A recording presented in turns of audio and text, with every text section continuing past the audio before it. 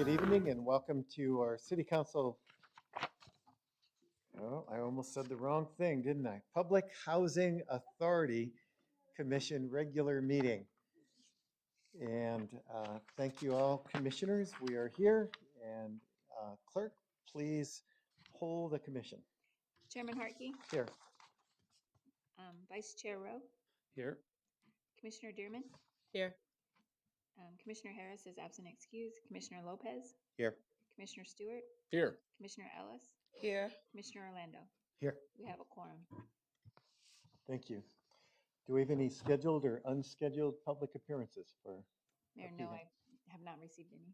Thank you. Commissioners, you've had the opportunity to review the consent agenda. What is your pleasure? Chairman? Commissioner Lopez. Yeah, I move for the approval of the May 23rd Public Housing Authority Commission regular meeting items 1 through 3. All right, we have a motion. Is there a second? I second it, Mayor. I second it, Mayor. Commissioner Ellis seconds. Commission, any recusals, comments, questions? Seeing none. Please, oh, there you go. Pull the, Vice Chair Rowe, Yes. Commissioner Dearman, Yes. Commissioner Lopez, Yes. Commissioner Stewart, Yes. Commissioner Ellis, Yes. Commissioner Orlando, Chairman Hartke. yes. Motion carries unanimously. Thank you so much. That adjourns our public housing meeting.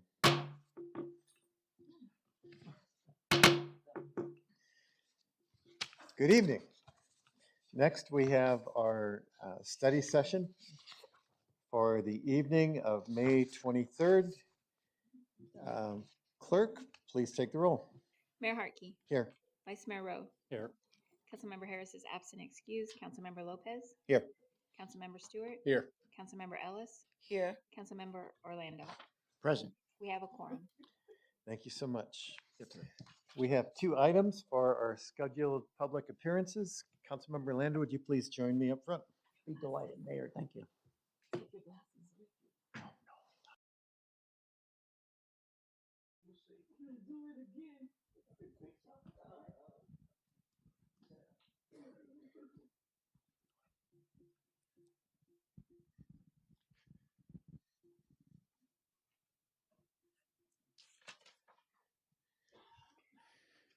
Our first agenda is a proclamation for Nurses Week. And is Ampali Amayama? Welcome, please join us. And do you have some other nurses that are also part of your team, if you would also like to come up?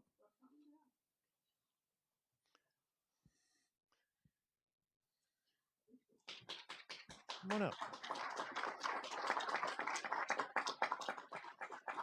Let me read this proclamation, and then if you have any comments, you're welcome to, and then we will take a picture together. And I hear that at least one nurse behind me would really like to join us down here at that point. Whereas there are more than 159,000 nurses and nursing assistants of various specialties in Arizona, many of whom provide health care to Chandler residents.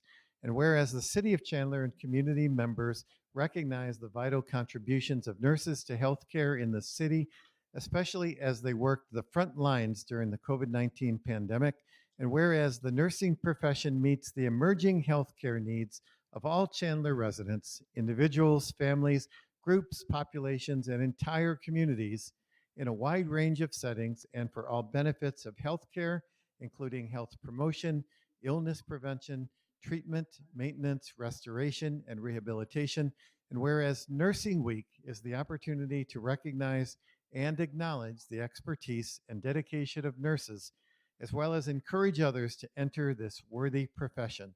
Now, therefore, I, Kevin Hartke, Mayor of the City of Chandler, do hereby proclaim the week of May 6th through May 12th as Nurse Appreciation Month.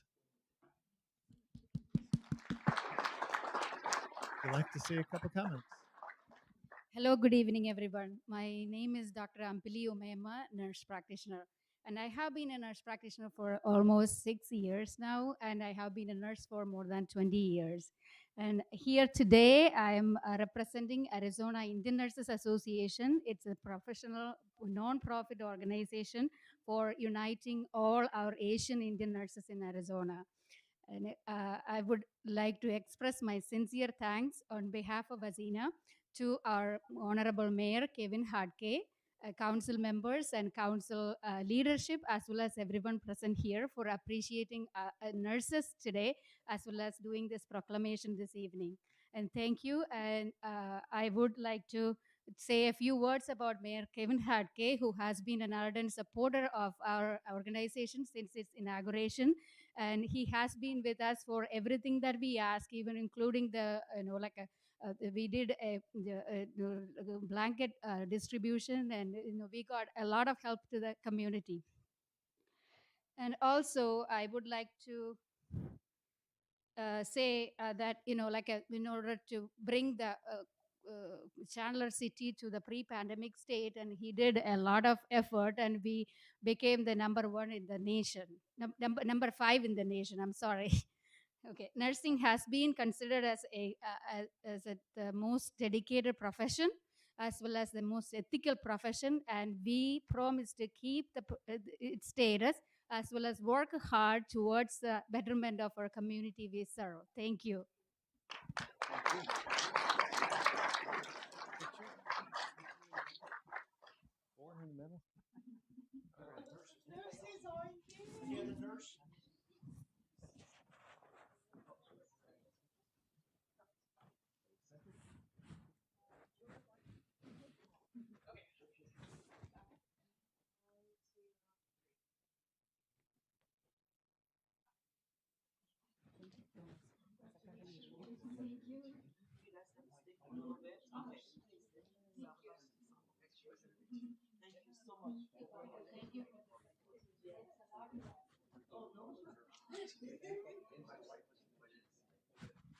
We'll see you again. Yes, hopefully live, right?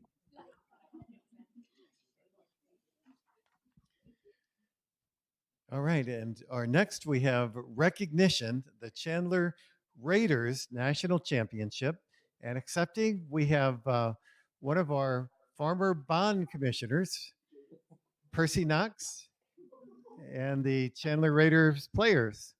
So come on up. The Chandler Raiders are the 2022 14 and under NFL flag football national champions. And this is the largest flag football league in the nation with more than 500,000 participants.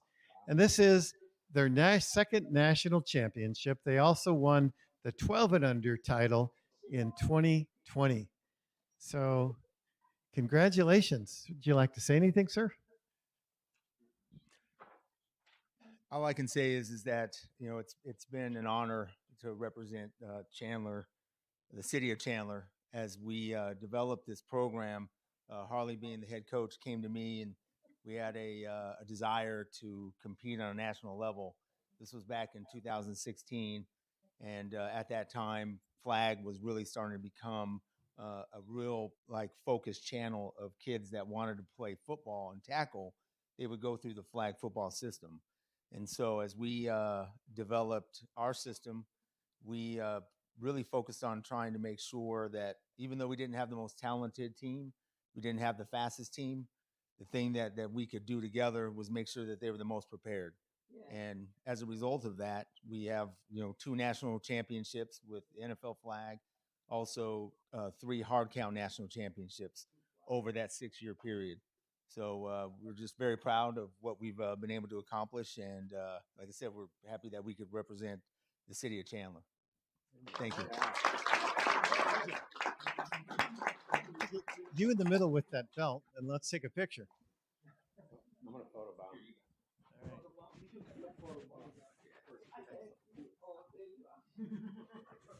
Are we doing number ones?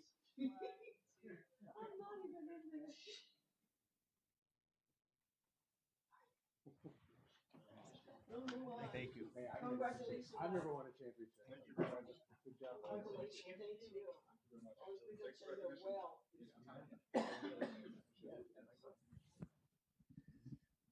All right, that concludes our public appearances. Well done, sir.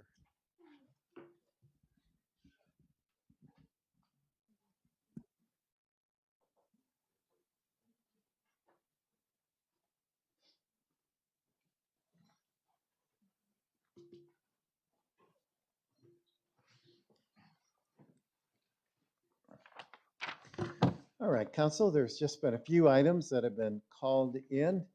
First is item number 4, a briefing and questions requested by Councilmember Orlando.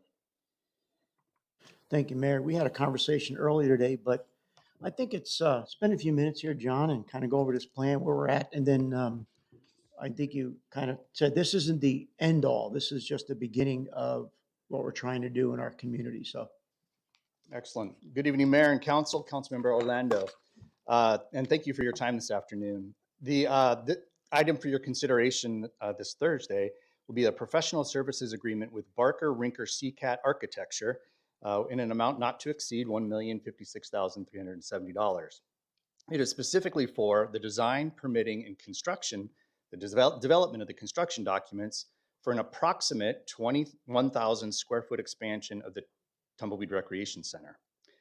Now, the project history here goes back a few years. It comes on the heels of a 2020 multi-gen rec center feasibility study that was presented to council in September of 2020. In that study, they looked at a number of documents, including the recreation program plan, the Chandler Senior Needs Assessment, the 2016 Chandler General Plan. They also conducted a series of community outreach. They did a community survey, statistically validated.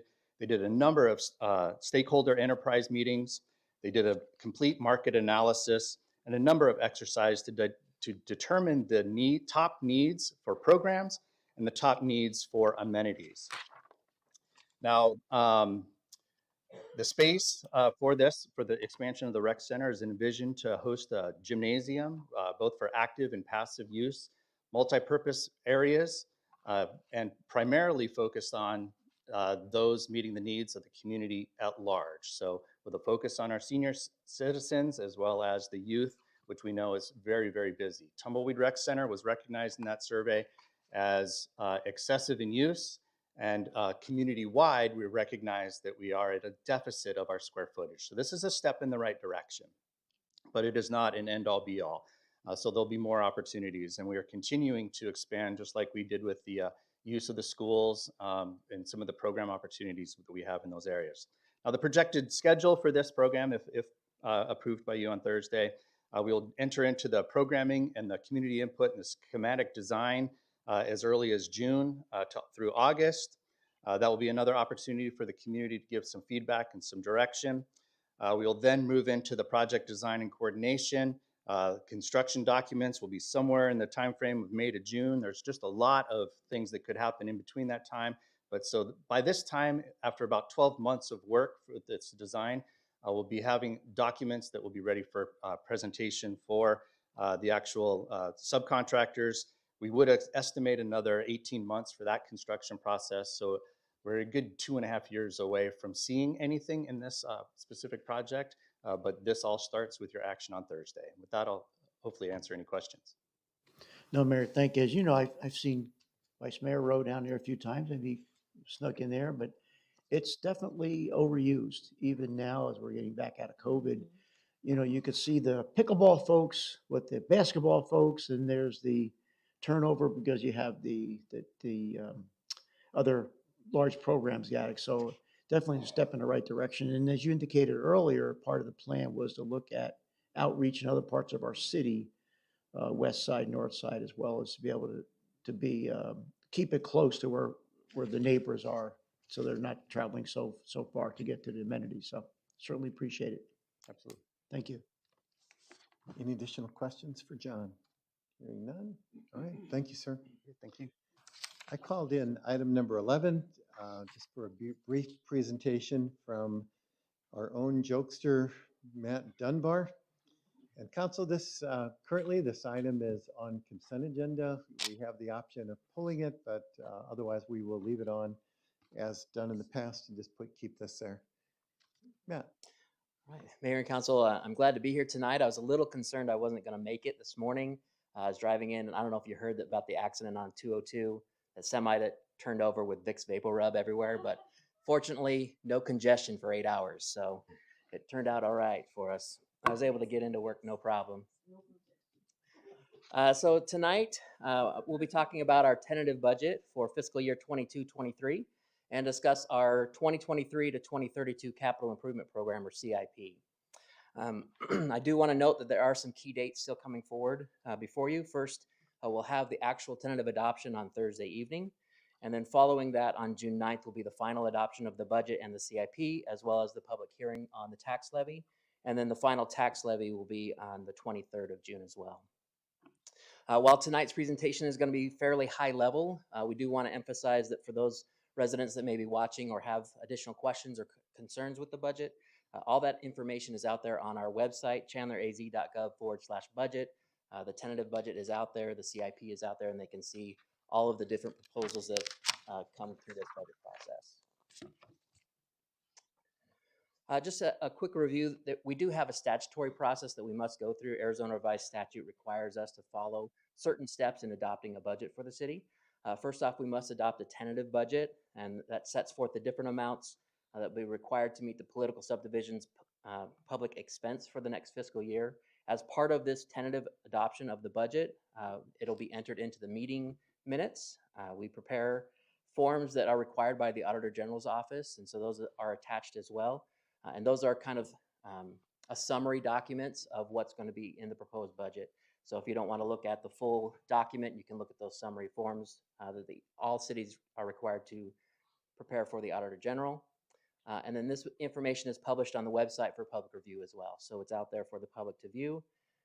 And then once the tentative budget is adopted, the budget cannot be increased. So after Thursday's approval, if it should so be approved, we cannot increase the budget after that fact. We can decrease it, but we cannot increase it.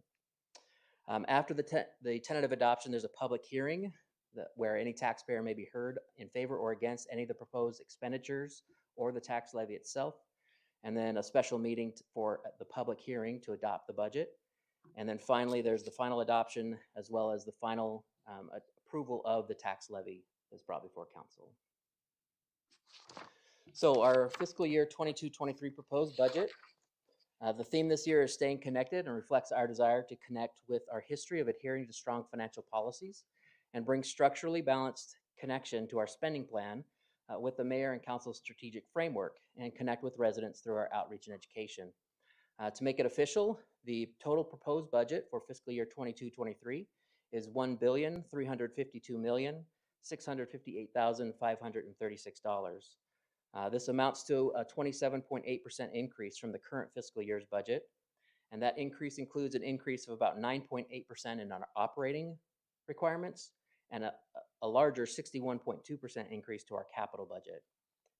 For the general fund, we're seeing an increase of 22.7%, with the ongoing operating in our general fund increasing by 12%. So some of the drivers that are increasing the budget this year, first off, on the revenue side, we have had 2 years where our budgets were artificially low because of the COVID pandemic. Our current budget did not reflect the Intel expansion impacts, so the revenue or anticipated revenues generated because of that expansion were not included in the current fiscal year's budget, whereas they are being recognized in the next year's budget. And then we do have increased revenues to reflect the actual economic environment. So as we looked at resetting the revenue required in the city of Chandler, looking at what's actually happening in our local economy, we did have a revenue reset because of those prior 2 years of artificially low revenues. On the expenditure side, we do have inflation that's increasing both operations and our capital projects, as you've seen and heard through many of the contracts coming forward to you. We do include increased costs for personnel costs to increase the investment in our city workforce, retain employees, add to our market, class and comp, and healthcare costs, which are increasing. Capital projects increases to address our aging infrastructure. We have those bond authorized projects and also grant funded projects, which continue to be expenditures in the new budget. And it includes about $119 million in projects for infrastructure to support the Intel expansion. While the majority of that will be refunded through either direct reimbursement from Intel or through Title 42, We do have to appropriate the full amount, so we have full spending authority to spend it, and then we get those reimbursements after the fact. On the grant side, we still have considerable amount of federal dollars and some state dollars that are being carried forward. We need to include the appropriation for those dollars as well. And then we also have enhanced technology capabilities to assist with mobility, security, cloud-based solutions using AZ Cares, and requiring additional ongoing resources to maintain those. So increases because of some of those grants that helped us fund one-time improvements now have an ongoing component, and we had to incorporate those ongoing components into the budget. And then finally, from a debt perspective, we have additional one-time payments to continue our planned pay down of the PSPRS unfunded liability. And that's a significant investment that we'll be making in this next fiscal year. From an operating standpoint, some highlights. We do have a slight reduction to the city property tax. There's no change to the transaction privilege tax. We maintain the lowest rate, tied with the lowest rate in Arizona. And there's no new fees. We do have some funding for labor association commitments and general employee merit and market. There are anticipated water, wastewater, solid waste rate changes as they were delayed from the prior year, which Mayor and Council approved just last month. And we do plan towards that reduction in the PSPRS liability paydown, a $50 million investment, which not only will help us reduce that liability, but will reduce the ongoing costs we'll see in future years, providing additional flexibility in how we can utilize those dollars going forward. The budget maintains existing service levels and enhances programs tied to the strategic framework. And then we maintain our strong reserves, including our 15% general fund contingency reserve and our $10 million budget stabilization reserve. When you look at a budget that's increasing that much, we want to make sure that we remind our residents that we do take spending public dollars very seriously, and we do have very low rates and provide a wonderful variety of services to them for what they're paying for. And we do look at some comparisons. Doing comparisons is always difficult because each city uses different things and different rates for different reasons. But this comparison that Tempe does, they try to take an average cost to a home in a city and say, what's the average cost they're going to pay for property taxes, transaction privilege taxes, and their utility bills. Those are the highest fees that they're going to pay to most municipalities. And they do comparison across those cities.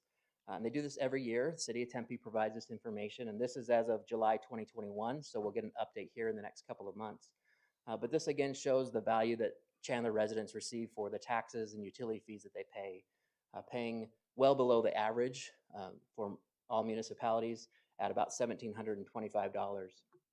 This does not take into account the rate increases that we will put in July 1st, nor does it include the rate increases that Gilbert already put into play. So that will change as we look at next year's. We anticipate that we'll be either even closer to that bottom tier or lower than Gilbert as far as total costs for households in Chandler. And then when you take just a breakout of the utility costs for our average residents, this slide just shows Chandler is the lowest cost in the valley for these comparable cities for their water, wastewater, and solid waste services. And this has been updated with our proposed rates that will go into effect in July, as well as Gilbert's rates, which were put into effect already.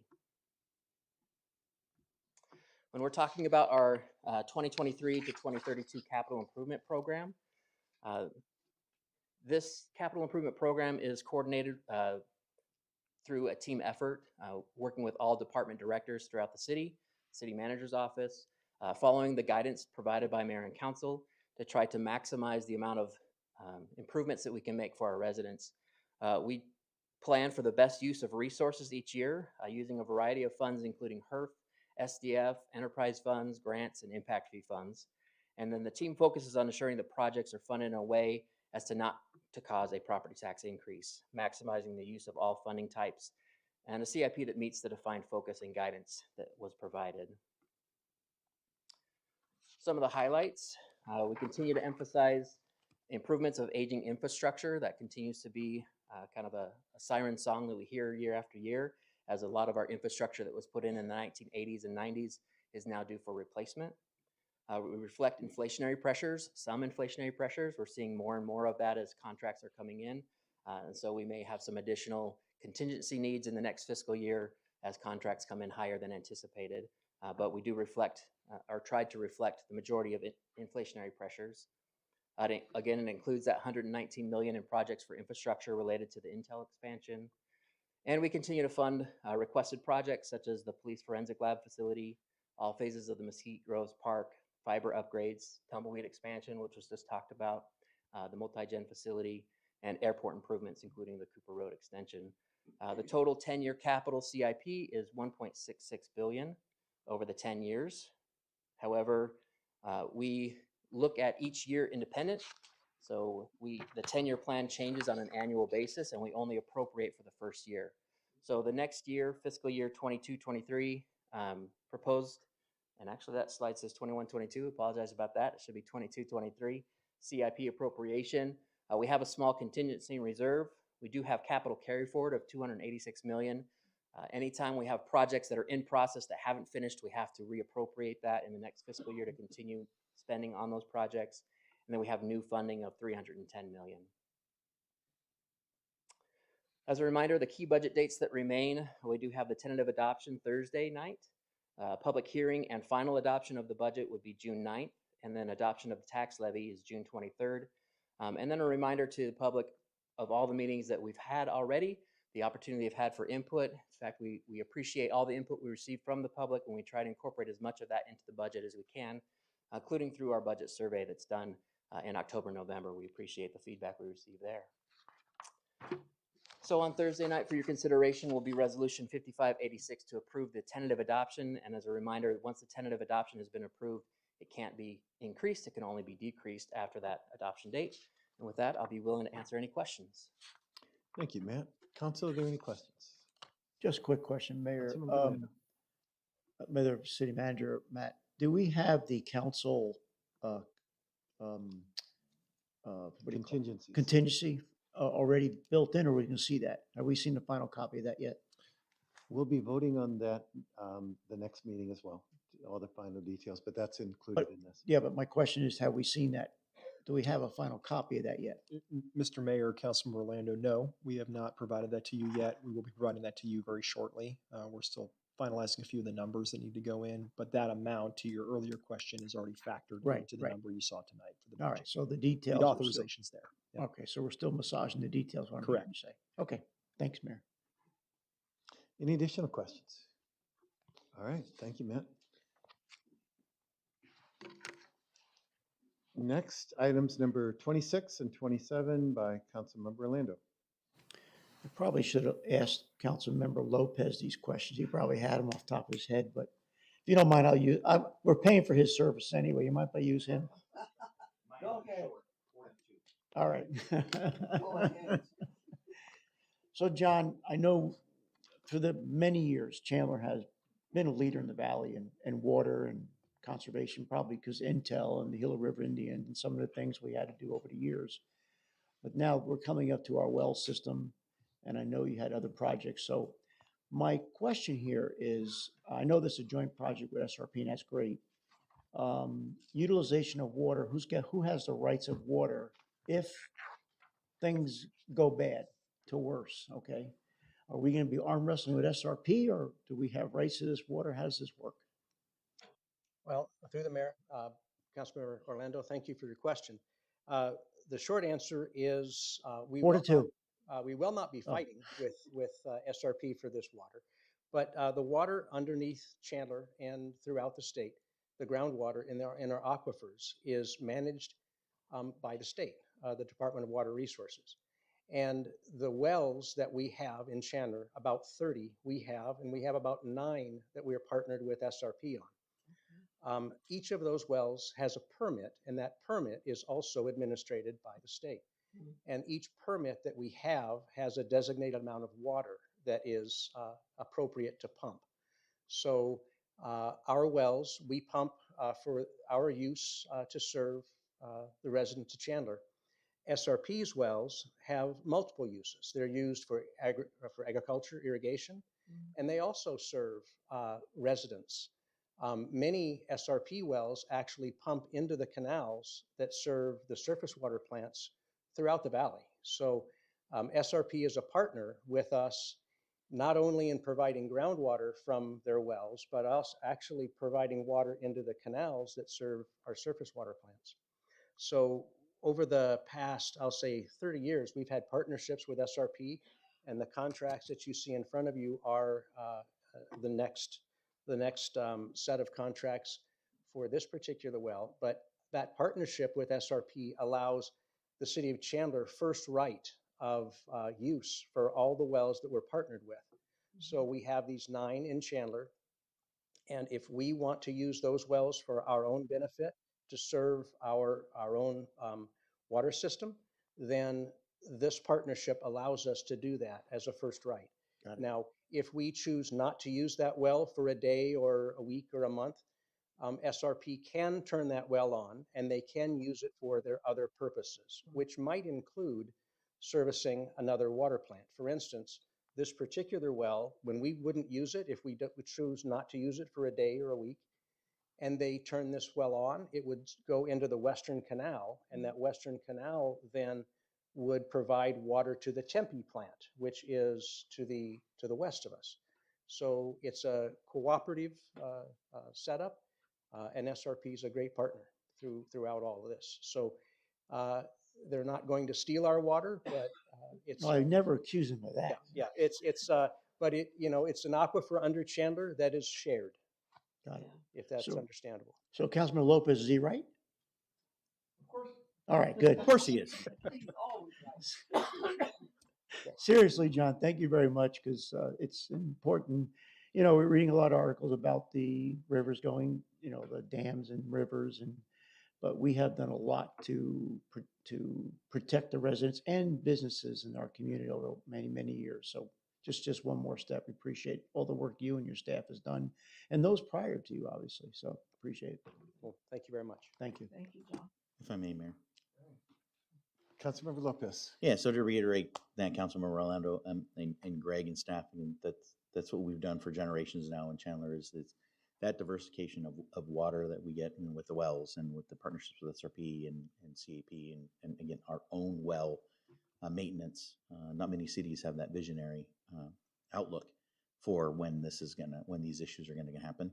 And by us doing this and maintaining our wells since the inception, has put us in the situation where we're able to do a lot of this and have, again, a lot more water diversity for the future. For those of you watching, Councilman Lopez is our MWAR representative, and he's our water guy. So we appreciate all the work you've done over many, many years of working that. Renee, thank you. Thank you. For your service. All right. Thank you, Council. Those were all the items that were called in. We'll see you on Thursday at is it 5 o'clock? 5 o'clock for a work session.